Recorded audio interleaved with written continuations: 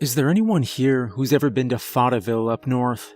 I've been thinking about my hometown a lot recently, but I've been having a hard time finding others on the internet who've heard of the place. My grandkids tell me that you can find anything on the web, but clearly that's not the case. If you know anyone who's been to or is from Fonteville, or you are yourself, please get in touch with me. I would love to reminisce about my hometown a little. Let me introduce myself. I'm Greg. I'm in my 60s now. I left Fonteville when I was 22 for an office job that went nowhere, and I never went back. I figured it might be good for me to tell you fine people some of the stuff that I remember, even if you don't believe me. At the very least, I hope you all find it interesting. If you'd like to hear more stories I remember from Fonteville, please let me know. There's really so much to tell. Fonteville was a nice place, and I'm not just saying that because I'm old and nostalgic. It had its share of troubles, but the streets were safe there. Our crime was low, our citizens fed, and we had the most wonderful parks. You could wander for hours there, entranced by the green. We let our gardens run wild, feral and flourishing. A merciless riot of color, only being so bold as to tame them when they threatened to overtake the paths that allowed us to look at them safely. They never seemed to mind. Perhaps they liked the attention. But I'm getting ahead of myself. It was one of these gardens that I was wandering the night I broke one of the laws of Fonteville for the first time. Or perhaps not the first time. I did my share of running wild in my teens, same as everyone else. But everyone knew that someone who got caught smoking pot or the like would only spend the night in City Hall before being released, hapless and embarrassed, back to his parents. It was not one of the real laws, not one of the ones told to children, not one of the ones that counted.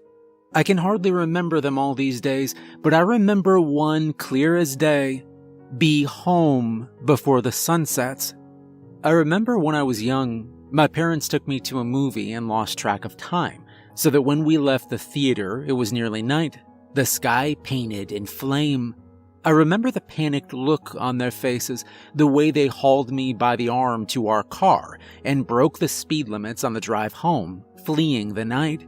I didn't understand why. You must understand, I was quite young, and this was before the internet. I'd never spoken to someone outside Fonteville. This was the way the world worked, and I never thought to question it. The closest I came was considering it parental overcaution as I reached my rebellious youth. I never once, until that night, thought to really ask why. I scarcely remember why I was out so late. Some girl, I think. I was a silly, pining youth, dreaming of bringing a pretty girl to a park full of beautiful flowers. I wouldn't have picked one for her. There were laws in Fonteville, and that was one of them. But I wandered, silly, and in what I thought was love. Silly enough to not notice how late it was getting until I saw the length of the shadows around me. The phrase "a chill ran down my spine" is overused, but more than that, insufficient. There was ice in my blood, but more than that, it was the vulnerability. The sense of trespass, the sudden rush of alertness as I realized that I was not safe. I was alone, surrounded by plants that cared nothing for me, and the sun was setting. I was alone, away from my girlfriend, my parents, away from anyone who cared about me, and the sun was setting. I'd never stayed out after dark, and the sun was setting. The sun was setting. And I was afraid. I ran. Like I said, Fonteville was a reasonable place. You couldn't stay out past dusk, but there was no reason you needed to be in your own home. So, the city constructed makeshift shelters, little more than glorified bus stations, places to hide from the oncoming night. Everyone knew about them. There was one on every street corner, one by the school, many by every park in the city, a place to hide everywhere you looked. They were barely enough to fit 2 or 3 people, but it was enough for me. It took me only a few minutes to reach the nearest shelter, but in that time, the shadows had lengthened. I couldn't put a name to the fear that took me, as the sky shifted to purple and blue, the stars glittering like tiny eyes. I only knew, in my heart of hearts, the part of me that was still a child hearing my mother's stories. The part of me that was still a frightened mammal scurrying to the den, that I needed to be inside, even the paltry inside of a shelter. The shelters, despite the importance of them, were not that impressive. They looked more like outhouses almost, 4 flimsy walls and a door and little else. But the door locked, and I remember the wave of relief that swept through me as I crashed inside and slammed the door behind me hard enough to shake it before collapsing against it. I was safe. In the morning I could return to my parents and be scolded and grounded, but alive. I even dared to mock myself for my terror. What could be the problem? Only children were afraid of the dark. This was Fauteuil, where it was safe. I should have just walked home. But I didn't leave the shelter. I just settled myself on the hard cot, ready to wait out the night, when I heard the pound of footsteps. There was a judder as a body slammed against the door, someone losing control of their momentum in their panic. "Please," I heard a voice gasp. "Please, please, I know, but please." I didn't wait. Perhaps I should have. Perhaps I should have thought about it more. I've thought about it a lot over the years. I did not. I had the door open in an instant, and the person ducked inside, collapsing against the wall the same way I had. "Shut it," they said. "Hurry." The lock slid home with a click, and I turned to them. "Are you hurt?" I didn't know what I could do about it if they were, but I thought I should ask. But they didn't look hurt, only shaky and tired. They were tall and thin, with long, stick-straight dark hair. There was little light in the shelter, only what filtered through the tiny windows, and it made their eyes look wide and dark and strange. They gave me a dubious look and struggled to their feet. "I'm fine," they said. They said nothing more, leaning against the wall with their arms crossed and staring out the window. I hesitated. "So what were you running from?" They gave me a withering stare. "The night, obviously," they said, voice dripping icy scorn. I snapped my mouth shut. I was jittery, fidgeting where I sat on the tiny cot. It seemed, I thought ruefully, that I was going to be spending the night with someone after all. The shelter had no clock, and we just waited there silent for what seemed like hours, but could have been minutes. I scratched at a scab on my nails, wondering if braving the night and the dangers it theoretically contained would have been better than this. I was on the verge of falling asleep when I heard the scream. It was piercing. A howl that rose in a fearful crescendo, the sound of a woman in some terrible pain. I'd already rose to my feet and was at the door before I consciously realized it, and my hand on the doorknob before the stranger in there grabbed my wrist. Their grip was strong, their skin cold, their long nails digging into my skin. "Don't," they said. I stared at them. "Are you crazy? Shut up and listen." They dragged me away from the door. I was athletic, a broad, healthy young man, but they, whoever they were fearfully strong. I struggled to no avail. "Listen," they said. It was at that moment the scream came again. I hissed through my teeth, yanking against their vice-like hands on me, when something occurred to me. The eye of memory threw up a card and then went and hid.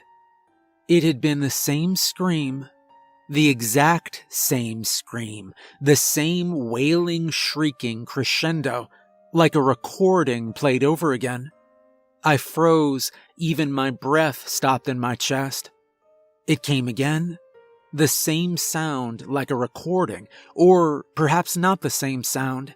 This time it sounded higher, colder, like an Arctic wind. There was a faint distortion, too, I realized. I didn't know how to describe it, only a subtle warping that I wouldn't have noticed had I not been so tense and fearful, my senses blown wide to the structure of the world. The stranger released me. I didn't open the door, instead stumbling backward to sink weakly onto the cot. Everything seemed far away. I realized, distantly, that my hands were shaking. The stranger shrugged. They were tense too, I realized. There was a practiced air of nonchalance about them, but I saw the way they sent glances toward the door and the windows, shifting their weight on their feet, as if preparing to run. "Haven't you," they said, "ever heard of an anglerfish?" I didn't ask what they meant. I didn't want to know. Perhaps it seems odd to you that I didn't question it or try to see for myself. I promise you, you wouldn't have opened the door either. Few people could be curious enough to look in the face of that cold howl. Questions were for the sunlight, in the comfort of your own home. "Are we safe in here?" I asked. The walls, which had seemed flimsy but sufficient, suddenly seemed to be made of paper. The stranger looked at me again. They still didn't seem friendly, their eyes still wide and odd, but their face seemed to soften a little as they looked at me, and took in how frightened I must have seemed, how out of my depth. "That's what these are for," they said. "As long as we don't open the door until sunrise, we'll be fine. All we have to do is wait." I no longer tried to sleep. I felt like a caveman keeping watch at the mouth of a cave, staring alone into the darkness, every shift in the underbrush the sign of a wolf or a tiger. I was hiding in a flimsy little shelter, my only companion an unknown quantity, without even the benefit of a spear in my hand. It was this vigilance that made it so when there was a shift of movement outside the window, I caught it. "Shh." I closed my mouth immediately. Rude or not, the stranger clearly knew more about this than I did. Whatever was going on, I had no idea what that could be. I was not willing to die for my pride. We stared at the tiny window. I was just about to write off the movement as a trick of a tired and frightened mind when it came again. I froze. There was something outside the window. I couldn't see what it could be. All I could see was a shadow. There was something outside the window, but I could hear no footsteps. Only faint shadows behind the thin glass. I was still except for my breath, which came fast and rough. I couldn't seem to get enough air. An anglerfish, my thoughts murmured treacherously. An anglerfish. Shh. The stranger whispered again. We were silent, staring. It seemed too dark in the shelter somehow. It was night, but nights were never truly black, even without the full moon that shone fat and pale in the sky. It was darker than it should be, not enough light coming through the window. I didn't breathe again until the gray light of the moon returned and the movements outside were gone. Air rushed out of my chest in a long, slow shudder. "You picked a bad night to get caught outside." My gaze snapped around to the stranger, whose gaze remained as cool as ever. It dawned on me how odd it was that I'd never seen them before. Fauteuil was not a large town. One couldn't know every single person who lived there, but I was sociable and wandered frequently whenever I could. There were few people in town who I was unfamiliar with, but I didn't know their face, their name. At the time, I didn't ask.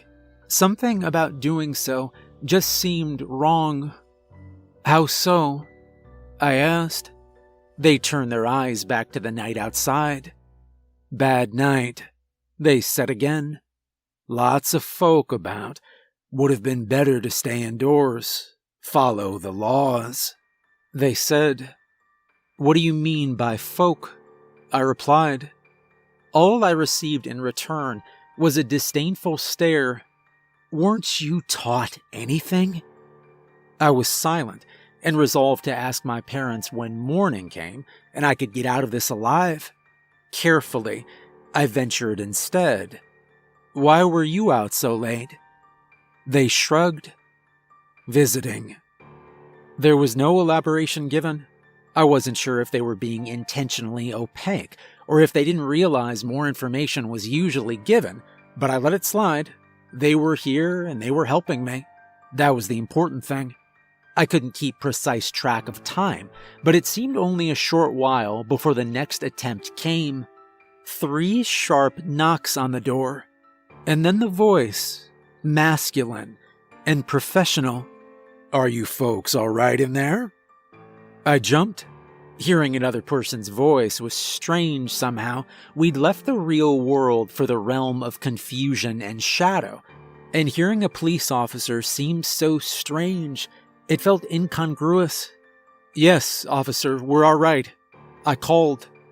Next to me, the stranger tensed up, their wide, dark eyes focused on the door. "Don't open the door," they whispered. Their voice was soft, but I could hear them clearly. "What? It's a cop," I said. And then I remembered the anglerfish. The knocks came again. "Do you mind if I come in and take a look?" the voice outside said. It sounded so normal. That was the worst part. It didn't have the distortion the scream had had. It sounded like a man's voice, tired and waiting to get off his beat and go home. But I knew the police officers in Fayetteville. My father was one, and I'd met most of his colleagues. I didn't know this voice. I stayed silent, staring at the door. "Hello?" The police officer's voice was frustrated now. "Open this door." The stranger and I said nothing. A snarl, a low, furious snarl, knocking harder and faster. "I could have you folks arrested. Open this door." After another minute or so of silent waiting, whatever was outside hissed. It wasn't like a person hissing, not really like the sound of a snake either. More than anything else, it seemed like the sound of the wind rustling through dry grass. Then, footsteps, walking away. Was that the same thing as before? The stranger shrugged. We didn't speak. I couldn't bring myself to find words to say, only to sit on the cot and stare tense at the thin door, the windows that could possibly be shattered with one blow. Small talk was for the real world, the sunlit world, the world that I understood. Still, somehow I found it in myself to be bored even in my terror. One can get used to even fear if you feel it for long enough. The only thing besides us in the shelter was a tiny shelving unit shoved into the corner. It had nothing on it except a container of salt that I found to be mostly empty and a tiny book. I don't remember the contents, only that it was one of those dime store novels. I hefted the container of salt, considering. It seemed appropriate somehow. I remembered something my mother told me. Salt, she'd said, was important. "Keep that," they said. I looked over at the stranger. They were still staring out the window into the alien night. They glanced over at me, eyeing the salt container with a look of dubiousness before turning their gaze back to the window. "We might need it." "We might?" I asked. "Just keep it," they repeated. "Just in case." I asked in case of what, but they were not forthcoming. I set it back down and opened the tiny novel. The pages were ragged, the spine broken, but it was still readable. I'd finished about a fourth of it when there was a great crash as something landed on the roof. I swore and dropped the book, jumping to my feet. The stranger pushed me back down. "Just wait," they said, but their dark eyes were even wider than before. I sat back down, shaking, eyes fixed on the ceiling. Heavy footfalls echoed through the tiny room as something moved about on top of the shelter. I heard scratching, as if from great claws. The world seemed to hold its breath before, with a sound like a great rush of air, whatever had landed on the shelter seemed to disappear. "I'm never going out at night again," I said weakly. The stranger did not smile, but they made a sound that could have been a laugh if you squinted. We waited in the dark for a while after that. I heard the same scream as before farther off and hoped that everyone knew to stay inside. Sometime after that, there were bells like those on a bridle and the sound of many horses riding together. At that, the strangers seemed to freeze too, holding their breath until the riders, if that was indeed what they were, had disappeared back into the night. Many times I thought I saw a pale face looking in, pressed up against the glass, but when I looked at the window, there was only darkness. I'd almost finished my book when I heard running footsteps. I didn't look up. The image of the anglerfish in the back of my mind. Whatever this was, it was a trick. I knew that. No matter what, I would not open that door.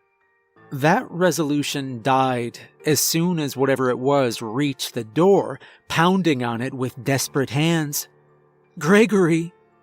I nearly shrieked. "Mom?" The stranger stepped in front of the door, heedless of my mother's shouts. "Don't open it." Their voice was low and cold. I cast a desperate glance towards the window. It was a trick. It was the anglerfish again. I knew I couldn't. "Gregory, please!" My mother sobbed. "Please let me in." I stepped forward. The stranger tensed, but I wasn't going for the doorknob. "Why are you outside this late, Mom?" I called. My mother paused in her weeping, apparently shocked. "Gregory? Why would you ask me that?" I bit my lip. There's no guilt in the world worse than a child betraying a parent. "Why were you out so late?" I said again. I was looking for you." She sucked in a breath, trying to steady herself. "You were gone, and I was worried. Your father, Jonathan, and I." I froze. "My mother," I said, with a bite in my voice, "has never called my father anything other than Joe her whole life." There was a red fury rising in my chest. It didn't overtake the terror, but mingled with it, mixed with it, creating a potent, boiling stew. How dare this thing, whatever it was, take my mother's face? "Try harder than that," I called, sitting back down on the bed. The lure had almost gotten me, but I would avoid the teeth this time. "I won't open the door." It didn't snarl like the cop had. "Gregory?" The thing that was not my mother sounded confused. I heard the door shake as it pounded on it. "Gregory, please, it's me." I bit my lip and said nothing. I would not. There was a sound like a snarl, and the thing that could not be my mother let out a shrill wail and pounded even harder. "No, Gregory, please let me in." "Don't do it," the stranger said. Their eyes were on me, hard and dark. "You'll kill us both." I was frozen. I couldn't think. I couldn't move. I covered my ears with my hands, closed my eyes, and curled up into a ball. I could still hear the screaming, the begging, the desperate pounding on the door. It seemed like I could never stop hearing it. There was another snarl, and then a desperate rising shriek. I had my hands over my ears, but I heard a wet, meaty sound, like a knife slicing through chicken. And then silence. Slowly, I uncovered my ears. Something ran its claws down the door. It felt like my heart would stop in my chest. A voice came. It was not my mother's voice. It was her voice, but it wasn't her. She could never sound like that. It said, "We'll find another way in." And then the stranger spoke. I didn't understand the words, but the language felt eerie. Evidently, whatever was outside understood better than I. It snarled, still using a replica of my mother's voice. It hit the door once, a blow that made the wall shake but didn't break it.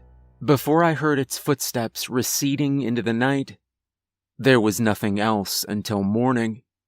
I didn't move until the stranger did, following them meek as a mouse as they unlocked the door and stepped outside. The dawn was as welcome as a lifeboat to a drowning man. After so long in the dark, the sight of the normal street in the gray early morning light, it seemed unreal. I fell to my knees, pressing my hands into the pavement just to feel the solidity of it, the realness. When I looked up, I saw the stranger walking away. "Hey," I said. They jumped, turning around as I caught up with them. They looked different in the sunlight. Their eyes seemed less wide and dark, their skin less pale. They could have been any person on the street. "Let me walk you home," I said. "Make sure you get home safely. It's the least I could do after you." I fell silent. What would have happened to me if I'd been alone and opened the door? Or, even worse, left the safety of the shelter? I found that my mind skittered away from the possibilities. All that mattered, I told myself, was that I'd avoided the angler fish's jaws. The stranger regarded me for a moment, before nodding. "A favor for a favor. This is correct." They did not say thank you, only turned back down the street and continued walking. We walked in silence. Around us, Vaudeville continued to wake up, lights switching on in businesses, people out with their dogs. It all seemed so normal. I shuddered whenever we passed a shelter. It didn't seem like it could be real, but I couldn't find it in myself to convince myself that I'd been dreaming. I'd heard the scream, the footsteps. I'd seen the shadows. I'd heard something pretending to be my mother, pretend to be murdered while I did nothing. Tears pricked at my eyes. I bowed my head. I couldn't believe that I'd done that.